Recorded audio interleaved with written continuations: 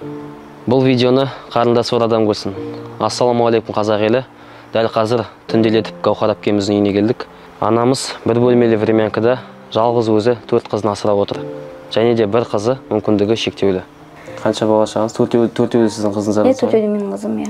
Мен үлкеннің қызымның есімі Ықылас, 12 жаста. Содан кейін 2 жаста ЗПР диагнозы бар. ЗПР деген есімі Еркежан.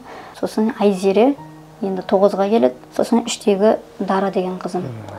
Ертең мектеп келетір дегенде мектепке мен оған көмек сала алмаймын қыздарым. 170 мың мен бір қызды кендіре алмаймын, 3 қызды кендіре алмаймын да мысалға. Бір өзім асырап отыр деген бір сөз ғой енді, бір өзім әкеде де, шешесінде отырмын ғой енді. Қыздарынан тығылып, үйдің артынан барып жылап келем. Жаман қиналған.